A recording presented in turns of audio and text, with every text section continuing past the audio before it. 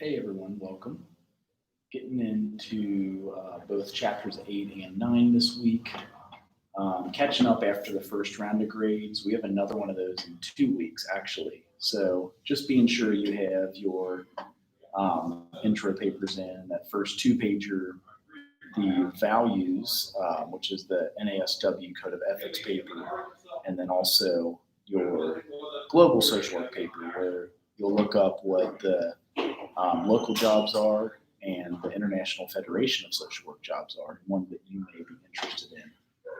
Also, for full credit on your discussion board, just make sure they're on time and turned in, and you reply to folks for full credit. The last one being your discussion, and that would be the discussion boards, which are every 7 to 10 days, and your PowerPoint. So making sure you turn in your PowerPoint that you're doing the field observation with. So you can either come in person and present that on the live YouTube stream right here, or if you do it on the discussion board, turn it in so that classmates can see you presenting your experience out in the field, whether it's going to Frisch's, Big Boy, or even Walmart in Xenia, if you're not from Xenia, to get a cultural experience. So continuing on with chapter 8, I know we did some of it the other day, but we just wanted to review. So the empowerment in social work is a huge piece, advocacy and empowerment, which kind of separates us from the field of counseling. In counseling, we talk about advocacy, but only advocating the profession, whereas in social work, we specifically talk about advocating for our clients, finding ways to empower our clients to empower themselves. In social work, this builds on traditional problem solving. It incorporates empowering language. We shift the focus from being the expert professional, which we like to be the expert professional, but here we get involved at the grassroots and do collaborative partnerships with our clients.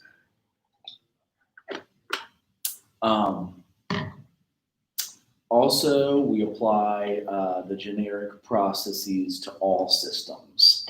So this is something that would be important for us, and something that we certainly do practice with regularity, making sure life practice works. Hoping there's not too many questions on that point.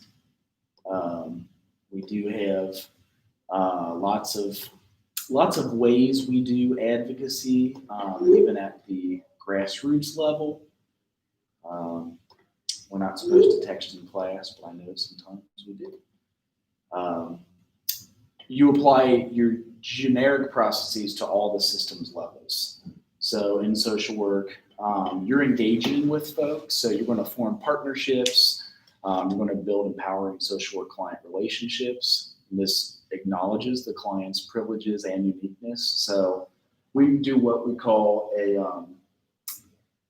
a strengths-based assessment, and find out what your client's strengths are and what you can work with. A lot of times a client will come to us with a problem, and we want to help them with that problem, but it's good to know first what they consider their own strengths, and you can use those strengths of theirs to overcome that problem. So when you're engaging with the client, you want to articulate situations, discuss the client's reasons for seeking assistance. That usually will come up on assessment if it is mental health thing, unmet needs, and case management. You validate the client's experiences. That unconditional positive regard we always talk about, and humanizing the client, that's what we can do more face-to-face, or in the pandemic, maybe even over the live virtual screen that we've talked about. And then also making sure that you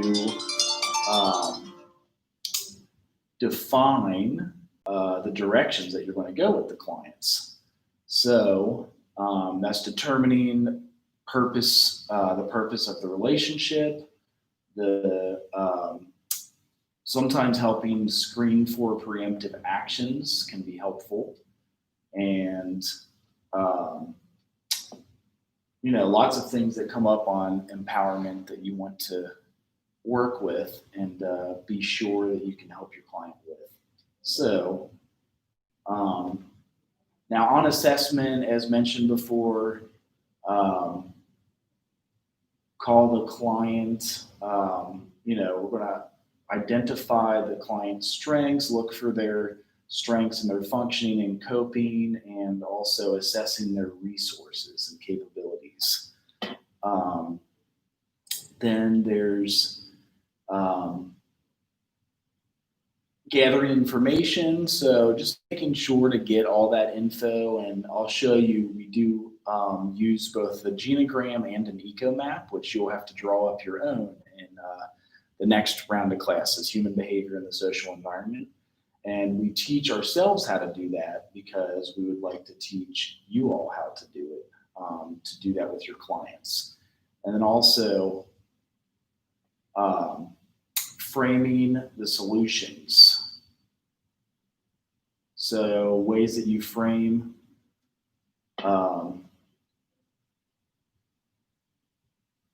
we always have a treatment plan goal in our work with the client. So you'll develop goals, objectives, and plans of action, things that you'll have to do with the client.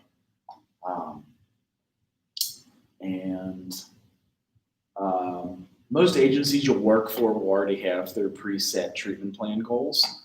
So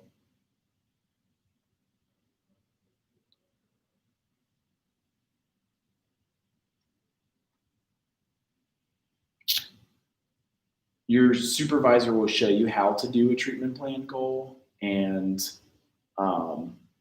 create the different goals and objectives with folks. Here's an example of the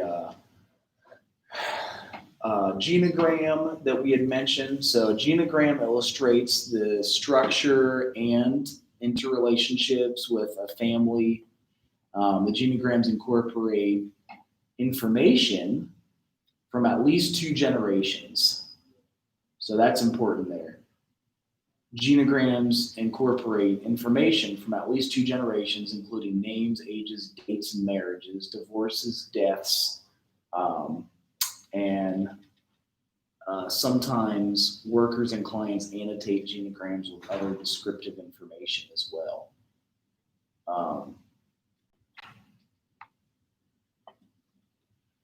And we'll go over that more in HBSE. So this is huge when you're studying human behavior in the social environment. You will use these with the client. Also, your eco map, this kind of helps you see, when you do this for yourself, helps you to see the energy that you use.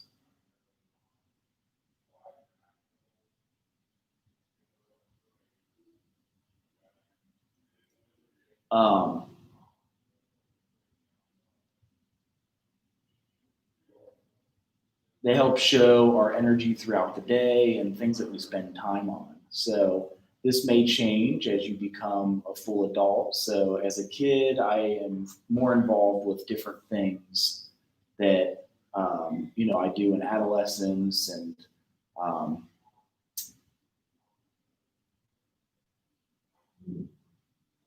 also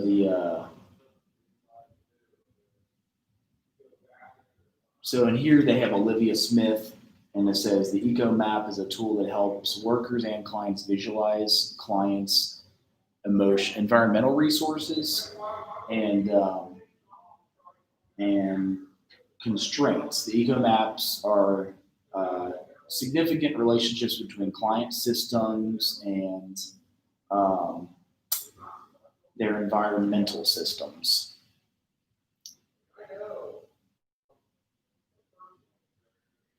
So this will help you with implementation, like your intervention and evaluation with clients. So activating their resources, you can help with going over to mobilize resources to implement action plan, and then creating alliances. You can forge alliances with support networks and resources of service delivery systems. So I know it's a rainy day, so it's, that's something to consider.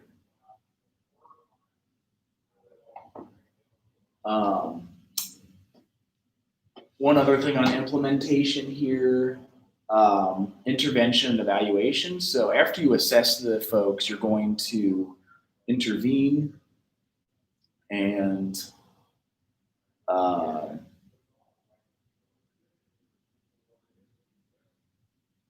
find what the appropriate intervention is for your client. So that's one of the helpful things to do. Develop new resources. So it could be program development, community organizing, and even some social workers get involved in social action. So something else to consider here. Last thing on implementation, last two things, recognizing their success. So at Lighthouse Youth Services, a lot of times we used an evaluation and research to validate client achievement, assess effectiveness of programs and services. We would have, like, on their mobile phone, things that they could do to say what they would have liked to have been delivered to them differently as a social worker. So that's some things that you'll get to do further along your social work career. Some of the evaluations are, you've got a progress evaluation, an outcome evaluation, and a program evaluation. So progress is like monitoring the effectiveness of the ongoing work of social workers and their clients. That's what we would do on the smartphone at Lighthouse. Outcome evaluations are kind of at the end, so measuring clients' achievement of their goals and social work methods effectiveness. You could also do it in the middle and the end. The program evaluation is investigating the effectiveness of specific services and achieving their overall goals of programs, expectations, grant requirements, and the agency's mission. Sometimes you can do that for an agency, and that's where you can make a larger amount of money. Finally, implementation. On intervention and evaluation, you'll integrate the gains. I know this kind of sounds like a CrossFit workout. You'll check out your gains, and it's similar, like the muscle that you build with goals you've done with your clients. You want to use those gains on the goals and not gains on their muscle to stabilize the positive changes and then bring closure to the process. So those are two ways you do that. So just wanted to kind of review some of 8, because we're going to dip into 9 this week, both today and Friday. And that's kind of social worker functions and roles. So things to consider. And for chapter 9, I'm actually going to start a new, we'll use some of this in our next assignment, some of the things that you'll write about in the discussion board. But social workers definitely can do a number of things. One of them being consultancy. Resource management is what we train you at the bachelor's level. So being a case manager. Consultants usually have their master's degree, but if you have an expertise in some area of assisting folks, you could certainly be a consultant with a BSW and an LSW. So resolving personal and interpersonal problems, helping people with program development, things of that nature would be consultancy. Resource management, when you're a case manager, you're helping coordinate the social service delivery, linking clients with formal and informal resources. And then one last thing you definitely need a social work degree and license for is being an educator. That is if you're giving out continuing education units. So in education, that's information sharing through teaching, training, or community education. I can give out continuing ed units. As social workers, we have to get 15 per year, or at least 30 every 2 years to renew our license every 2 years. Your agency will usually provide those for free, but sometimes people have to get them rather quickly if they forgot right before license renewal, and they pay for them. So they can also cost a pretty penny. Usually you have to get 3 hours of ethics, and when you have your independent license, you also have to get 3 hours of supervision. Definitely as a supervisor, you have to get several hours of supervision, continuing eds. And that's one of the things you can do as a social worker is provide those continuing eds.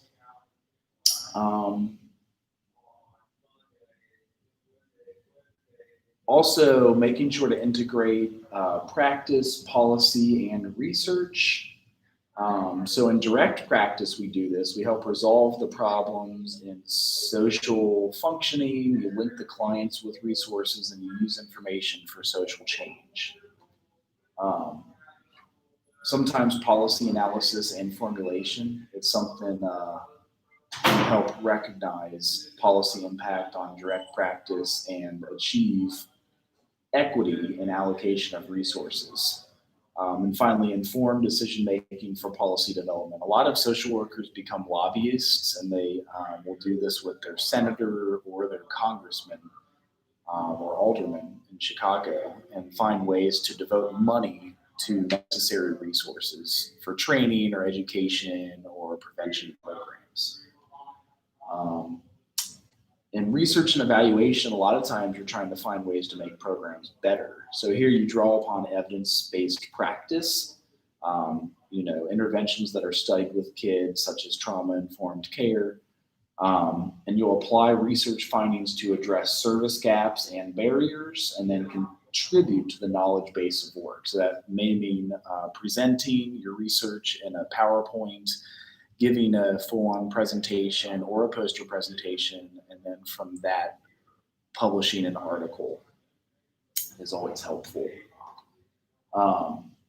So they give good graphs of what you do with consultancy, management, and education in both practice and policy, and then also in research. And these are all the formalized grids we use within social work education.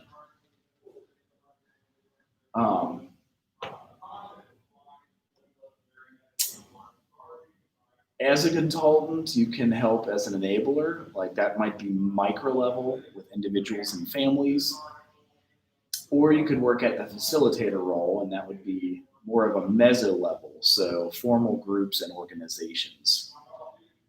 So again, helping maybe build on their brand, how they serve their clients better, maybe it's outreach, how they advertise to their clients, and how they might help out with things. Definitely something to consider. So we'll get more into the second half of this chapter 9 on Friday. But in the meantime, I wanted to get you ready for the discussion board and leave you guys with the proper bits of information. So in the planner role, there's macro level. That's with communities and societies. You may be talking with the alderman or the congressman at the macro level, being a planner. And then also colleague and monitor role. In the social work profession, we always consult with another social worker. So even though I have the highest license you can get, the LISWS, I still consult with my supervisor. I still get held accountable by friends that are in the profession and program and run things by them, because it's important to do that and to develop professionally, as we aren't the final say-so in everything that we do. And that's an important one to consider. We'd hope to get to a level where we don't have to be supervised, but if you are working at the agency level, you'll always have a supervisor. Even if you have an independent license and start your own private practice, you're going to be held to account by the board. You're going to get your continuing education units, which is 30 every licensure renewal, or 15 a year. And there's ways that we are held accountable by the licensure agency. So On Friday, I want to start with this slide, so just something to consider. We'll start getting into this, how consultancy for problem solving is helpful, and we'll go over that more on Friday. So in the meantime, if there is any questions, don't be shy. Definitely ask anything electronically or over social media. See you guys then.